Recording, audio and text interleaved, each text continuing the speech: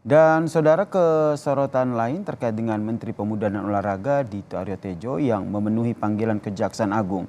Dito dimintai keterangan untuk mengklarifikasi isu dirinya terima dana 27 miliar rupiah dari kasus korupsi proyek BTS Kominfo. Menpora Dito diperiksa Kejagung selama 2 jam dengan 24 pertanyaan untuk mengklarifikasi isu dana 27 miliar rupiah dari kasus korupsi proyek BTS Kominfo, saudara. Ia berharap pemeriksaan kali ini bisa memperjelas kasus ini sekaligus membersihkan namanya. Saya ingin ini diklarifikasi dan pernyataan juga secara resmi. Dan ini terlebih tuduhan saya menerima 27 miliar, di mana tadi saya sudah menyampaikan apa yang saya ketahui dan apa yang saya alami. Ini untuk materi detailnya lebih baik yang berwenang. Tapi ini dalam rangka saya memiliki beban moral. Beban moralnya itu adalah hari ini saya dipercaya mendapatkan amanah oleh Bapak Presiden Jokowi sebagai Menteri Muda.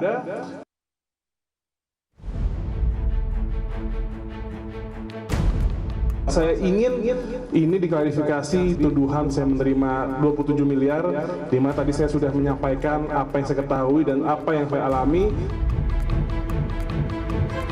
Usai diperiksa selama 2 jam, Menpora Dito Aryo Tejo menyebut telah mengklarifikasi isu menerima uang 27 miliar rupiah dari Irwan Hermawan, terdakwa kasus dugaan korupsi BTS 4G Bakti Kominfo.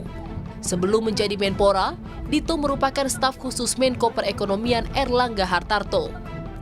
Sementara Direktur Penyidikan Jaksa Agung Bidang Tindak Pidana Khusus Kejagung, Kuntadi menjelaskan, sementara menunjukkan isu pemberian uang 27 miliar rupiah pada Dito Aryo Tejo di luar kasus dugaan korupsi BTS 4G Bakti Kominfo.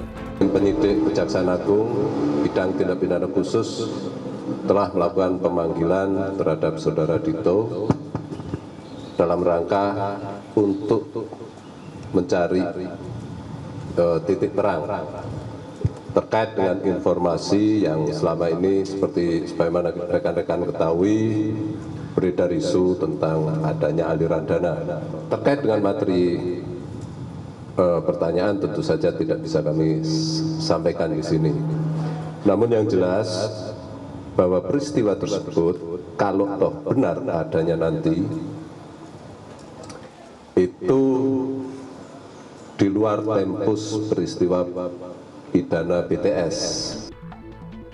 Soal pemeriksaan Menpora ini, pakar hukum pidana sekaligus guru besar dari Fakultas Hukum Universitas Jenderal Sudirman, Hipnu Nugroho menyatakan tidak salah jika Kejagung melakukan klarifikasi.